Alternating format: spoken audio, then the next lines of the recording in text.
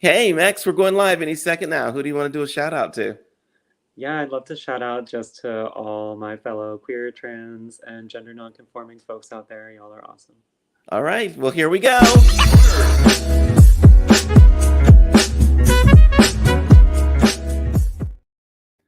Hey guys, I am super excited today. We have another amazing guest, Max Fantasy.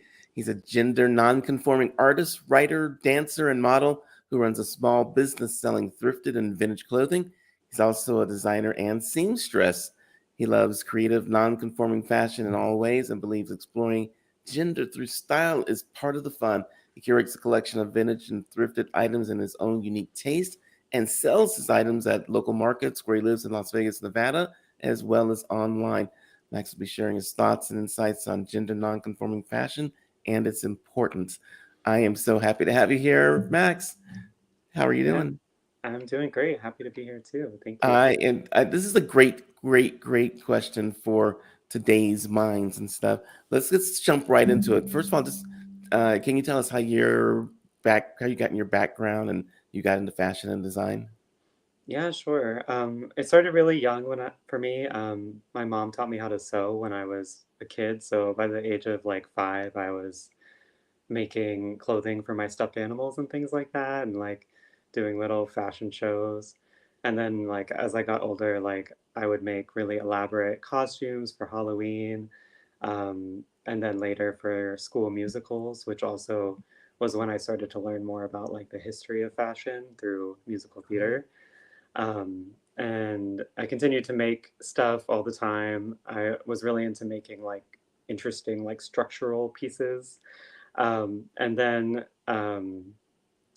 as I got older and like into high school and stuff like that, I started to really enjoy thrifting, and that's also around when I started exploring my own gender presentation and stuff like that.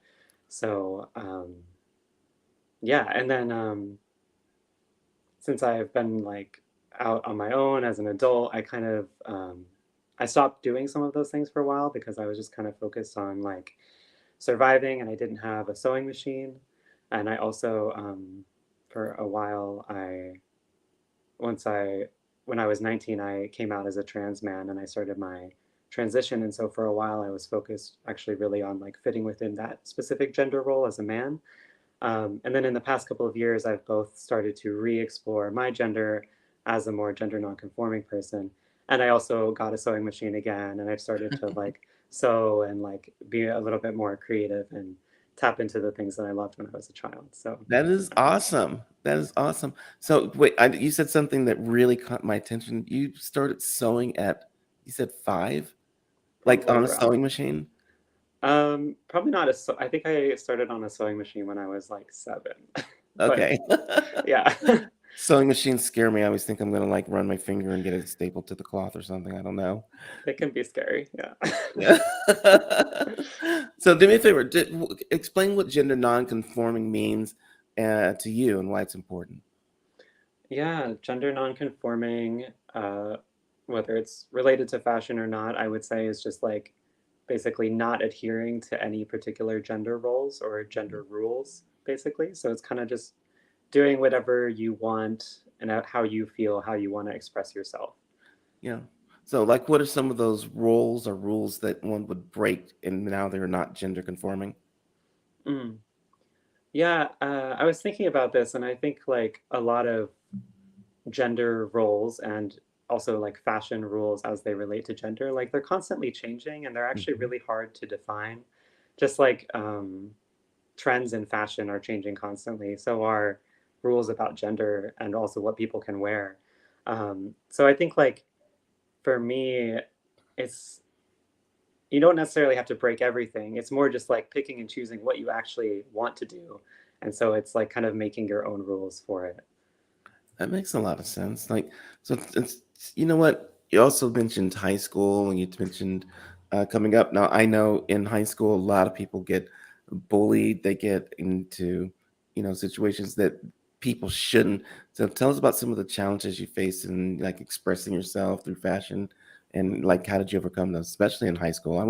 Because there's kids out there, I want them to understand they've got some support and things can be better. Definitely, yeah.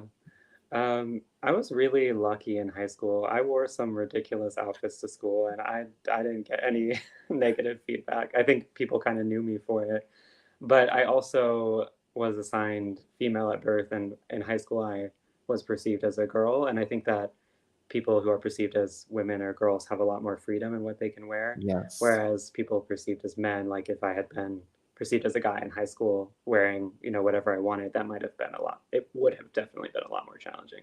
So yeah, but like nowadays, I would say the challenges have a lot more to do with like just thinking about safety. Like for the most part, I my everyday outfits are pretty like boring. Honestly, I wear sweatpants a lot, and I so love the like shirt you have on today. It's amazing. thank you. I really like it too. But yeah, yeah, safety is definitely a big thing nowadays. Yeah. That I think. So how did you decide to pick out the shirt that you have? I'm gonna have you like pick out some shirts for me because I need some more cool stuff. Kaden would love it if I started dressing more flashy. I'm happy to help. Okay. So did you go find this at a local thrift store, or how did you find this shirt?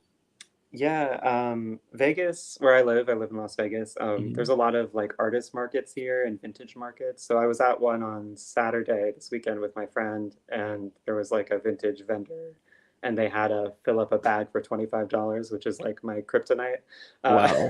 deal. So I found this shirt and it's so cool. So yeah. That's very cool. So give me some examples of how like you personally incorporate your identity and beliefs into your fashion choices. Like how do you do that? Yeah, I think like a main way that I live my life as it pertains to literally almost anything is I I don't like rules, but I basically like think about things and decide for myself if I want to adhere to them. Like rules have to make sense to me. And so like that applies to fashion, that applies to gender. Like the way that I've thought about myself is I've been like, thought about the rules for men, thought about the rules for women. And I'm kind of just like, I don't care.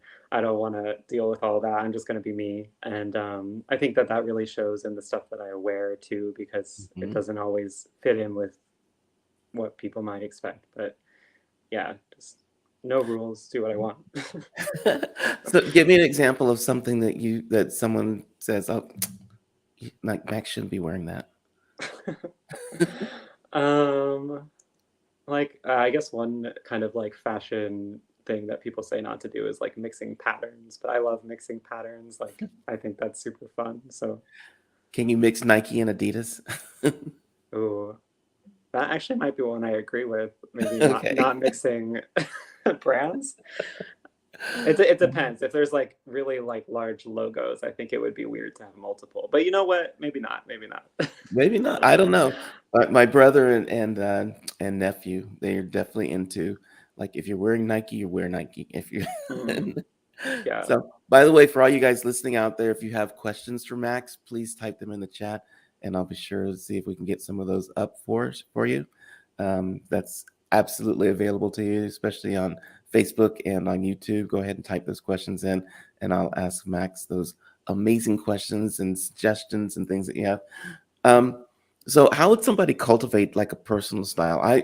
My style these days is t-shirt, which is under here, and a set of jeans. That's all that I ever wear except for warm-ups. So give me some tips. I need some tips. I mean, t-shirt and jeans is a classic. It's comfortable. I would say I would recommend that people start by like making some kind of vision board, like so finding some inspiration, just like getting some photos of things that you like. And then I would say get a friend, go thrifting, and have some fun with it. Try some things on. I also think it's a good idea to like have an event in mind that you're planning an outfit for. That way you kind of like have an occasion to wear it, especially if it's something new and adventurous for you. Then you know, like, okay, I'm gonna wear it this night. I'm gonna have support. I'm gonna like, you can invite your friends. I think that adds like some more fun to it. Yeah, I need help just picking out jeans. I'm like the worst shopper ever. It's like I find out what size I wear, and then I just like order it online and say, "Give me more of those." I totally get that. Yeah. Oh my gosh. So what are some like pieces that you've bought and you've like reworked? Like you've bought something and you say, okay, I'm going to turn this into a new fashion statement. Mm. Um, well, I think one of the photos that I sent you, if you have those, there's a photo of something I made. Uh, by the way, I'm not the only one that loves your shirt. Uh, Okay. that's my partner. Thank you, Christina. Awesome. Awesome.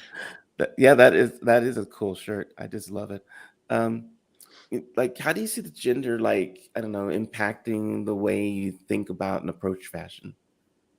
Mm, yeah. I think gender obviously plays like such a big role in fashion. Like there's a lot of like weird little rules that we have. Um, Mhm. like clothing is gendered down to like which side of the shirt the buttons are on. Like for example, Yes. you know, and I think that's so weird and interesting. Like why did we decide that?